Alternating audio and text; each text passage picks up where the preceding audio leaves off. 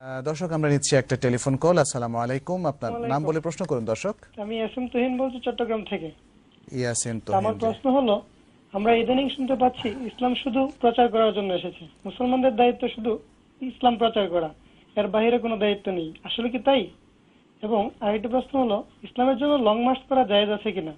ইসলামের ইতিহাসে লং মার্চের কোনো উদাহরণ আছে কি? আচ্ছা, ঠিক আছে।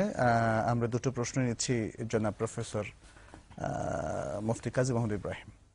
ইসলাম শুধু প্রচারের জন্য এসছে, অন্য কোনো দায়িত্ব আমাদের নেই, মানে প্রতিষ্ঠার জন্য কোনো দায়িত্ব নেই, এটি বোঝানোর জি। উদ্দেশ্য। আসলে ইসলাম শুধু প্রচারের জন্য এসছে, যদি এটাই কিন্তু হতো প্রচার কি জন্য? হ্যাঁ, তাহলে এত যুদ্ধ বিগ্রহ কেন হলো? তাহলে রাসূলুল্লাহ সাল্লাল্লাহু আলাইহি ওয়াসাল্লাম নিজে মদিনা রাষ্ট্র কেন তৈরি করলেন? তারপরে আবু বকর সিদ্দিক রাদিয়াল্লাহু তাআলা আনহু, খোলাফায়ে রাশেদিন, তারা সবাই মদিনা সেই অর্ধ পৃথিবী জুড়ে যেই ইসলামিক রাষ্ট্র তৈরি করে ইসলামের সমস্ত আইন কানুন বিধি বিধান সভ্যতা সংস্কৃতি যা আছে এর যে বিশ্বাস সব চেতনা সবকিছু যে প্রতিষ্ঠিত করলেন, যদি শুধু প্রচারের উপরেই প্রচারের জন্য ইসলাম আসতো তাহলে প্রতিষ্ঠার কষ্ট করা দরকার ছিল না, কোনো প্রয়োজনই ছিল না। আচ্ছা, এই সম্পর্কে কোরআন হাদিসে কোনো দলিল আছে? জি, সূরা শুরার 13 নম্বর আয়াত, বিখ্যাত আয়াত, যেটা আন আকিমুদ্দিন ওয়ালা তাতাফাররাকু ফি, দ্বীনকে সকলে মিলে কায়েম করো, এস্টাবলিশ করো, প্রতিষ্ঠিত করো। এই ক্ষেত্রে বিভিন্ন দলে দলে বিভক্ত হয়ে তোমরা যেও না, যাতে করে এই মহান লক্ষ্য থেকে বিচ্যুত হয়ে যাবা, সেরকম করো। সকলে মিলে ওয়াতাসিমু বিহাবলিল্লাহি জামিআন ওয়ালা তাফাররাকু, আল্লাহর রজ্জুকে সকলে মিলে আঁকড়ে ধরো এবং বিচ্ছিন্ন হয়ে যেও না। সূরা আন-নূরের 55 নম্বর আয়াতে যেটা আল্লাহ বলেছেন, ওয়াদাল্লাহুল্লাযিনা আমানু মিনকুম ওয়া আমিলুস সলিহাতি লা ইস্তাখলিফান্নাহুম ফিল আরদি কামা ইস্তাখলাফাল্লাযিনা মিন ক্বাবলিহিম ওয়া লা ইউমাক্কিনান্না লাহুম দীনাহুমুল্লাযী ইরতাদা লাহুম ওয়া লা ইউবাদদিলান্নাহুম মিন বা'দি খাওফিহিম আমনা ইয়াবুদুনানি লা ইউশরিকুনা বি শাইআ। যে আল্লাহ ওয়াদা করেছেন যারা ঈমানদার তাদেরকে, যে জমিনে এদেরকে আল্লাহ তাআলা ক্ষমতা দেবেন ইসলামকে কায়েম করে একটা ইসলামী সাম্রাজ্য, ইসলামী খেলাফত প্রতিষ্ঠা করার জন্য তাদেরকে অবকাশ দিবেন, যেমন অতীতের মুসলিমদেরকে দিয়েছিলেন। এবং এই ধর্মকে এতটা এস্টাবলিশ করবেন যে তারা নির্ভীক চিত্তে একত্ববাদী হয়ে আল্লাহর ইবাদত করতে পারবে, কোনো ভয় কোনো আশঙ্কা কোনো দিক থেকে থাকবে না। এবং নবীজি বলেছেন, আল্লাহে লা ইউতিম্মান্নাল্লাহু হাযাদ দ্বীন হাত্তা ইয়াসিরার রাকিব মিন সানআ ইলা হাদরামাউত লা ইয়াখাফু আহাদান ইল্লাল্লাহ আবি যিবা আলা গানামি। আল্লাহর কসমের দিনকে আল্লাহ তাআলা এমন ভাবে পরিপূর্ণ রূপ দেবেন, পৃথিবীতে ইসলামী রাষ্ট্র তৈরি করে এমন নিরাপত্তার ব্যবস্থা করবেন, সানা থেকে হাজারামাউত, হাজার হাজার কিলোমিটার পর্যন্ত একজন যাত্রী চলে যাবে ইসলামী রাষ্ট্রের এই ছায়ায়, এতটা নিরাপত্তায় চলে যাবে যে আল্লাহ ছাড়া আর কারো কোনো ভয় থাকবে না। আচ্ছা, এখানে আরেকটা প্রশ্ন এসে যায়, মানুষ তো প্রথমে প্রচার করবে, তারপরে সম্ভব হলে তারা কায়েম করবে, কায়েমের জন্যই তো প্রচার করা। কায়েম করার পরে আবার ইসলামকে রক্ষা করার কোনো বিষয় কি আছে কিনা? অবশ্যই ইসলামকে হেফাজত করে, ইসলামকে হেফাজত তো করতেই হবে, মানুষদেরকে হেফাজত করতে হবে। আসলে এখানে ইদানিং একটা বিতর্ক আমরা দেখতে পাচ্ছি যে ইসলাম হেফাজত করার দায়িত্ব শুধু আল্লাহর, মানুষের না। এটা জ্ঞানগত মারাত্মক একটা বিভ্রান্তি আমরা দেখতে পাচ্ছি। একজন তরুণ একজন হুজুরের কাছে গিয়ে বারবার দোয়া চাচ্ছে, হুজুর আমার জন্য একটু দোয়া করেন যে আল্লাহ যাতে আমাকে একজন সন্তান দান করেন। কারণ সে কোরআনে পড়েছে সূরা সূরার 49-50 নম্বর আয়াতে, ইহাবু লিমান ইয়াশাউ ইনাসা ওয়া ইহাবু লিমান ইয়াশাউ যুকুর। আল্লাহ যাকে চান কন্যা সন্তান দান করেন, যাকে চান তিনি ছেলে সন্তান দান করেন, যাকে চান উভয়টাই দান করেন। তাহলে সন্তান তো আল্লাহ দেবেন, এটা আল্লাহর দায়িত্ব। ওই যুবক এটা বুঝে হুজুরের কাছে বারবার দোয়া চাচ্ছে, 4-5 বছর হুজুর দোয়া করতেছেন, কিন্তু সে বলতেছে হুজুর আমার তো সন্তান হচ্ছে না। তো একদিন হুজুরের সন্দেহ হলো, আচ্ছা তুমি যে বারবার দোয়া চাচ্ছ বিয়ে করেছো? না হুজুর আমি তো বিয়ে করিনি। তো এখন হুজুর বলছে, বেকুব কোথাকার, তুমি বিয়ে না করলে আল্লাহ তোমাকে সন্তান দেবেন? কোরআনে যে আল্লাহ বলেছেন সন্তান আমি দিব, তার অর্থ কি এই যে তাহলে এখন আর বিয়ে শাদীর কোনো প্রয়োজন নেই, আল্লাহ আকাশ থেকে খালি পোলাপান এভাবে ঝরিয়ে নাজিল করবেন? এই যে এক ধরনের বোকামো এগুলো। আল্লাহ যে দেন এটা একটা সিস্টেম আছে, আল্লাহ রিজিক দেন এটা সিস্টেম আছে। তাহলে যারা বলছেন যে আল্লাহ ইন্নাল্লাহু আর-রাজ্জাকু যুল কুওয়াতিল মাতিন, আল্লাহ রিজিক দিবেন নিঃসন্দেহে, আমরা কেন কষ্ট করছি? ব্যবসা বাণিজ্য কেন করছি? কৃষিকাজ কেন করছি? জেলেরা মাছ ধরতে গিয়ে নিহত কেন হচ্ছি? তাহলে তো এখন মাছ আল্লাহ দিবেন, এখন সবাই বাড়িতে বসে থাকি, ব্যাংকিং সব বন্ধ হয়ে যাক, যত কৃষি আছে সব বন্ধ হয়ে যাক, আল্লাহ তো খাওয়াবেন, খাওয়াবার দায়িত্ব আল্লাহর। ইল্লা আল্লাহ রিজকুহা, আল্লাহ তো ইনস্ট্রাকশন দিয়ে দিয়েছেন এভাবে এভাবে করো, তখন আল্লাহ তাআলা রিজিকের যোগান দেবেন। আল্লাহ রিজিক দিবেন। এর অর্থ এই নয় আসমান থেকে ধান নাজিল হবে, চাল নাজিল হবে, মাছ আকাশ থেকে পড়তে থাকবে, গরুর গোস্ত জবাই হয়ে রান্না হয়ে একেবারে ওখান থেকে পড়তে থাকবে, এটা তো নয়। তিনি রাজ্জাক, অর্থাৎ তিনি রিজিক দেবেন, কিন্তু মানুষকে শ্রমিক হিসেবে ব্যবহার করবেন।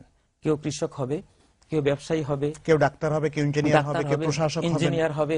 কাউকে আল্লাহ রাজ্জাকের এই দায়িত্ব পালন করার জন্য এক দলকে আল্লাহ লাগিয়ে দিয়েছেন, এরা শুধু চিড়ার মুড়ি বিক্রি করে, এটা তো লাগবে। একদলকে লাগিয়ে দিয়েছে শুধু কসাই, আজীবন বংশের পর বংশ শুধু কসাই হয়। তাহলে হেফাজতের বিষয়টা এখন আসতে পারে, যেটা ঠিক এইরকমই ইসলাম যে আল্লাহ হেফাজত করবেন, সেটার জন্য আল্লাহ লক্ষ কোটি শ্রমিক পৃথিবীতে তিনি নিয়োজিত করেছেন। লা ইয়াজালুল্লাহু ইয়াগরিসু লিহাযাদ দ্বীন, গারসান নবীজি বলছেন এই দ্বীনকে রক্ষার জন্য যুগ যুগান্তরে বহু লোক আল্লাহ সৃষ্টি করবেন। ইন্নাল্লাহা ইয়াবআসু লিহাযাদ দ্বীন আলা কুল্লি রা'সি মিআতি সানাতিন মান ইউজাদ্দিদু লাহা দীনাহা। প্রত্যেক 100 বছরের মাথায় আল্লাহ তাআলা এমন সব লোকেদেরকে পৃথিবীতে সৃষ্টি করবেন যাদেরকে দিয়ে এই দ্বীনকে রিনিউ করে দিবেন, সংস্কার করে দিবেন, নবায়ন করে দিবেন, দ্বীনের হেফাজতটা তিনি এনশিওর করবেন। আচ্ছা, আমরা কি দ্বিতীয় প্রশ্ন থেকে যেতে পারি কিনা? ভাই ইয়াসিন আরেকটি প্রশ্ন করেছেন যে ইসলামের ইতিহাসে লং মার্চের কোনো ঘটনা কি আছে? পুরো ইসলাম তো লং মার্চ দিয়ে ভর্তি। যেমন রাসূলুল্লাহ সাল্লাল্লাহু আলাইহি ওয়াসাল্লাম যে তবুক যুদ্ধে গিয়েছিলেন নবম হিজরিতে, সেই হাজার হাজার কিলোমিটার দূরে মদিনা থেকে রোম পর্যন্ত, তিনি যে তবুক পর্যন্ত তিনি যে গিয়েছিলেন, তবুকটা 1000 কিলোমিটার চেয়ে একটু কম মদিনা থেকে। জি, আচ্ছা, যাই হোক, এটা তো বিশাল এক লং মার্চ, যেটা আল্লাহ নিজে কোরআনে বলেছেন। লং মার্চটা মানে কি? মানে দীর্ঘ যাত্রা। দীর্ঘ যাত্রা। আচ্ছা, আল্লাহ বলেছেন মুনাফিকরা লাউ কানা সাফারান কাসিদান লাউ কানা আরাদান করিবান ওয়া সাফারান কাসিদান লাত্তাবাউক, যদি নগদ কিছু পাওয়া যেত আর সফরটা সংক্ষিপ্ত হতো, শর্ট মার্চ যদি হতো, লং মার্চ না হয়ে লাত্তাবাউকা, তাহলে শর্ট মার্চ হলে এরা কিন্তু তারা মুনাফিকরা আপনার পিছে পিছে আসতো, কারণ বেশি তো কষ্ট হবে না।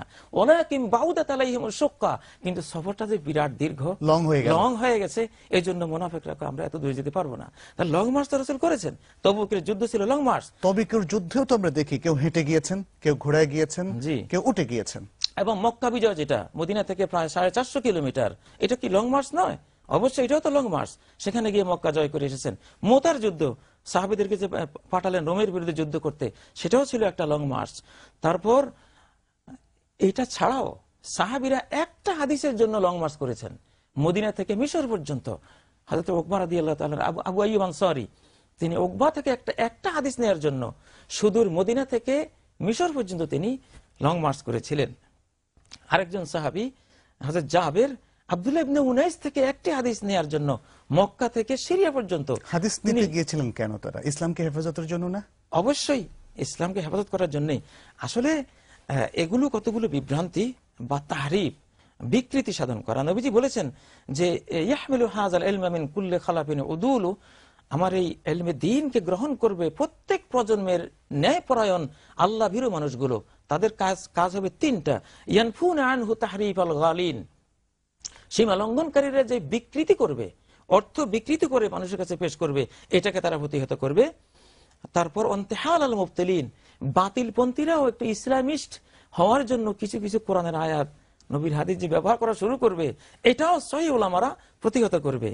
আর কি ওয়া তা'ওয়িল আল জাহিলিন, মূর্খরা যে কোরআনের ব্যাখ্যা হাদিসের ব্যাখ্যা দেওয়া শুরু করে দেবে, এই অপব্যাখ্যাগুলোকে ওলামা, সত্য ওলামারা প্রতিহত করবে। এটা কিন্তু দায়িত্ব। কোরআন এবং হাদিসের দলিল দিয়ে আজকে আমরা বাংলাদেশে দেখতে পাচ্ছি 3টা শুরু হয়েছে, বিকৃতি এবং ইসলামিস্ট সাজার জন্য নাস্তিকরা পর্যন্ত একটু কিছু কোরআন হাদিসের অপব্যাখ্যা করছে ইত্যাদি, এগুলো শুরু হয়েছে।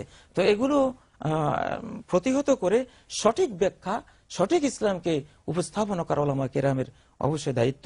আচ্ছা, এর সাথে সম্পর্কিত দুটো প্রশ্ন একটু করতে চাই সংক্ষেপে। অনেকের ধারণা পৃথিবীর ইতিহাসে মাও সেতুং নাকি প্রথম লং মার্চ শুরু করেছিলেন। তিনি প্রায় 20,000 কিলোমিটার লং মার্চ করেছিলেন। তা আপনি আজকে যে আলোচনা করলেন তাতে আমরা দেখলাম যে আসলে মাও সেতুং তো গত শতাব্দীর মানুষ, কিন্তু তারও প্রায় 1400 বছর আগে রাসূল সাল্লাল্লাহু আলাইহি ওয়াসাল্লাম অনেকগুলো লং মার্চ করেছিলেন। এটা তো আমরা দলিল থেকে এবং দেখলাম। তারও আগে ইব্রাহিম আলাইহিস সালামের জবানে আল্লাহ তাআলা লং মার্চের ঘোষণা দিয়েছেন। ওয়াযযিন ফিন নাসি বিল হজ্জি ইয়াতুকা রিজালা ওয়া আলা কুল্লি দামির ইয়াতিনা মিন কুল্লি ফাজ্জিন আমিক। তুমি মানব জাতির মধ্যে হজের ঘোষণা বাণী শোনাও, ইয়াতুকা রিজালা, তারা পায়ে হেঁটে আসবে তোমার কাছে, ওয়া আলা কুল্লি দামির, এবং প্রশিক্ষিত উষ্টির উপরে, উটের উপরে চড়ে আসবে, পদাতিক ভাবে আসবে, বাহনে চড়ে আসবে, ইয়াতিনা মিন কুল্লি ফাজ্জিন আমিক, দূর দূরান্তের পথ থেকে তারা আসবে। এখানে তো লং মার্চ করে হজে যাওয়ার কথাও বলা হয়েছে। এই বাংলাদেশ থেকে তো আগে লোকেরা লং মার্চ করে পায়ে হেঁটে জাহাজে বিভিন্ন ভাবে তারা মক্কা যেত। এগুলি কি লং মার্চ? এগুলি সবই লং মার্চ।